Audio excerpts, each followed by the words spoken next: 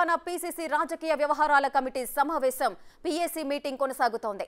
మాణిక్రావు ఠాక్రే అధ్యక్షతన గాంధీ భవన్ లో జరుగుతున్న కార్యక్రమానికి సీఎం రేవంత్ రెడ్డి, ఉప ముఖ్యమంత్రి భట్టి విక్రమార్కతో పాటు రాష్ట్ర మంత్రులు హాజరయ్యారు. కాంగ్రెస్ ప్రభుత్వం ఏర్పడిన తర్వాత రాష్ట్ర రాజకీయాల పరిస్థితులపై పీఏసీలో చర్చిస్తున్నారు.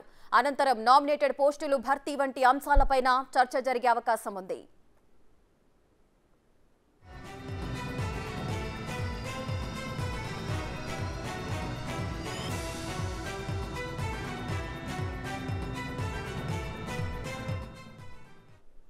రైట్, మరింత సమాచారం మా డిప్యూటీ బ్యూరో చీఫ్ సాదిక్ అందిస్తారు. రైట్ సాదిక్, చెప్పండి, ఈ పీఎస్సీ సమావేశంలో ఏ అంశాలు చర్చకు వస్తున్నాయి, డీటెయిల్స్ ఏంటి?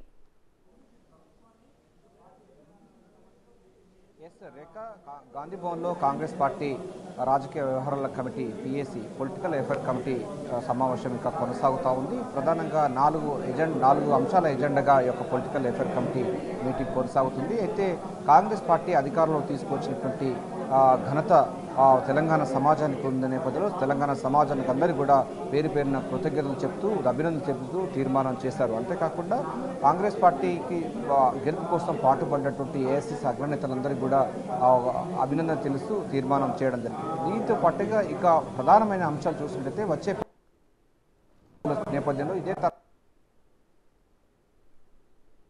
విధంగా పార్టీ ఈ 2 అంశాలు కూడా పూర్తి స్థాయిలో కూడా తీసుకువెళ్ళినప్పుడే డెఫినెట్ గా పార్టీ స్థాయిలో కూడా తీసుకువెళ్ళినప్పుడే డెఫినెట్ గా పార్టీ మరింత స్ట్రెంగ్తన్ అయ్యే అవకాశం ఉందని కూడా పార్టీ అగ్రనేతలు అయితే ఏకాభిప్రాయానికి రావడం జరిగింది. సో వచ్చే పార్లమెంటు ఎన్నికల్లో ఏ విధంగా ముందుకెళ్లాలనిపైన కూడా సుదీర్ఘంగా మంతనాలు చర్చలు చేస్తున్నారు. ఎందుకంటే కొన్ని జిల్లాల్లో పార్టీ కొంత వీక్గా ఉన్నటువంటి ప్రాంతంలో ఏం చేయాలి, అక్కడ నామినేట్ పదవులు ఇస్తే బెటర్ ఉంటుందా, లేకపోతే పార్టీ క్యాడర్ను ఏ విధంగా మనము పనిలో పెట్టుకోవాలి. ఎందుకంటే ప్రతిష్టాత్మకంగా వచ్చే పార్లమెంటు ఎన్నికల్లో కూడా ప్రభుత్వం తీసుకోబోతుంది. కాంగ్రెస్ పార్టీ చాలా ప్రతిష్టాత్మకంగా తీసుకునే అవకాశం ఉంది.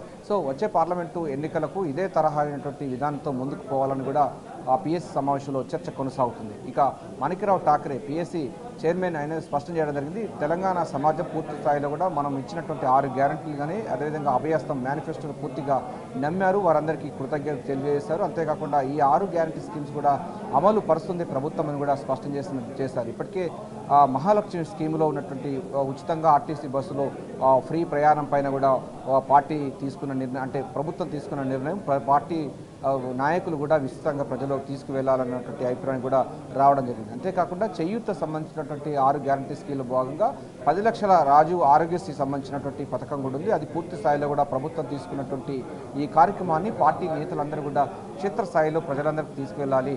కాంగ్రెస్ ప్రభుత్వం వస్తే సంక్షేమ ప్రభుత్వం అన్నటువంటి విధానాన్ని ప్రజల్లో పూర్తి స్థాయిలో తీసుకొచ్చినప్పుడే డెఫినెట్గా ఆ తరహా సంబంధించినటువంటి పార్టీ మరింత బలోపేతం అవుతుందని కూడా పీఎస్సీ సమావేశంలో నేతలందరూ అభిప్రాయపడ్డారు.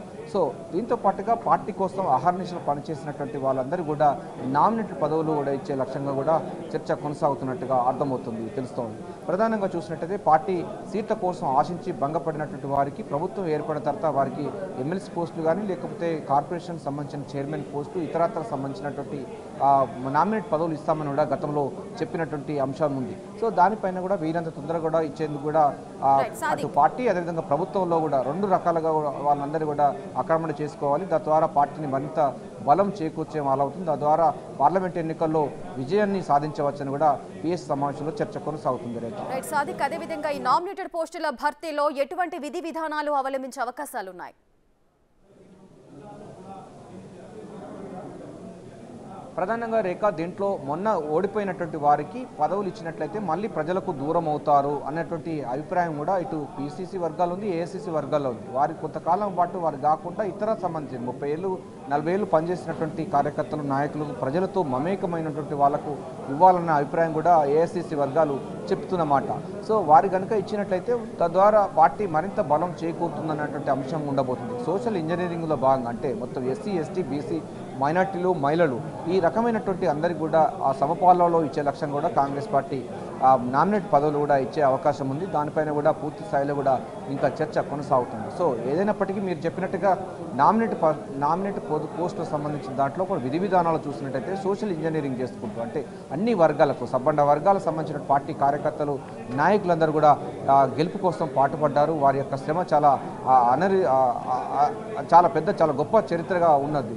సో ఈ అంశం నేపథ్యంలోనే వారికి కూడా సముచిత స్థానం కల్పించాలి. వారిని నామినేట్ పదవులు ఇవ్వడం ద్వారా పార్టీకి మరింత పేరు వస్తుంది, కష్టపడ్డ వారికి పదవులు వస్తాయన్నటువంటి అభిప్రాయాన్ని కూడా ప్రజా సమాజంలో తెలంగాణ సమాజంలో తీసుకురావాలనే లక్ష్యంగా కూడా ఈ రకమైనటువంటి మెకానిజం కూడా తీసుకునే అవకాశం ఉంది. సో ఇది అన్ని వర్గాలకు ఎస్సీ ఎస్టీ బీసీ మైనార్టీలు మహిళలకు వీళ్ళందరూ కూడా సమపాల్లో ఇచ్చే విధంగా కూడా కార్పొరేషన్ పదవులు కూడా ఇవ్వడానికి ఉంది. అదేవిధంగా ఎమ్మెల్సీ సంబంధించినటువంటి ఆ పోస్టులకు సంబంధించిన ఎవరికి ఇవ్వాలి, ఆ తర్వాత ఇంకా 6 సంబంధించినటువంటి మంత్రుల పదవులకు సంబంధించిన అవి కూడా ఉన్నాయి. వాటిని కూడా భర్తీ చేయాల్సి ఉంటుంది. అది ఎవరికి ఇవ్వాలన్న పైన కూడా చర్చ జరుగుతుంది. వచ్చే పార్లమెంటు ఎన్నికల్లో ప్రతిదీ కూడా కీలకమే కనుక హైదరాబాదు, రంగారెడ్డి, అదే నిజామాబాద్ జిల్లాలో పార్టీ నుంచి వెళ్ళి ఎవరు గెలవకపోవడంతో అక్కడ ఉన్నటువంటి వారికి ఎవరికైతే నామినేట్ పదవులు అంటే ఎమ్మెల్సీ ఇచ్చి మంత్రి పదవిగా ఇచ్చినట్లయితే పార్టీ మరింత బలం చేకూరే అవకాశం ఉందని కూడా అభిప్రాయం కూడా వ్యక్తమవుతుంది. ధర్మిలా మొత్తం పిఎస్ సమావేశంలో పూర్తి వాళ్ళందరూ చర్చలు చేస్తున్న పరిస్థితి ఉంది. ఏదైనప్పటికీ ఎన్నికల్లో మొదటిసారిగా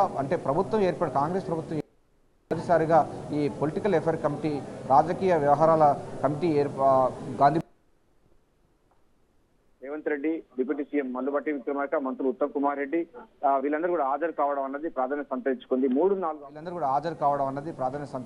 3-4 అంశాల్లో చూసినట్టయితే ఇప్పటివరకు మనకు ధన్యవాదాలు తెలిపారు. తెలంగాణ సమాజానికి ధన్యవాదాలు తెలిపారు. ఏఐసిసి నాయకులకు ప్రచారంలోకి ధన్యవాదాలు తెలిపారు. అదేవిధంగా 6 గ్యారంటీ స్కీమ్స్ను వాళ్ళందరూ కూడా అంటే ప్రజలు అంటే ఓటర్లందరూ కూడా వాటిని నమ్మి వారికి ప్రజలు పట్టం కట్టినటువంటి పరిస్థితి ఉన్న నేపథ్యంలో వారందరికీ ధన్యవాదాలు తెలిపారు. తర్వాత పార్టీ కోసం ఆహర్నిశలు పనిచేసినటువంటి వారికి కూడా నామినేట్ పదవులు ఇవ్వాలి అన్నటువంటి అభిప్రాయం కూడా వ్యక్తమవుతుంది. అది సాధ్యమైనంత తొందరగా ఇవ్వాలనే లక్ష్యంగా ఉండబోతుంది. ఎందుకంటే 10 సంవత్సరాల పాటుగా ప్రభుత్వం లేదు, కాంగ్రెస్ ప్రభుత్వం లేదు. 10 సంవత్సరాలు అనేకమైన కేసులను ఎదుర్కొన్నటువంటి కార్యకర్తలు ఉన్నారు, నాయకులు ఉన్నారు, చాలా వరకు నష్టపోయారు. సో వారందరూ కూడా నామినేట్ పదవులు ఇవ్వాలి. పార్టీని స్ట్రెంత్ వాళ్ళు బలం చేకూర్చే విధంగా వారి యొక్క సేవలు వినియోగించుకోవాలనే అభిప్రాయం కూడా పిఎస్సీలో వస్తుంది.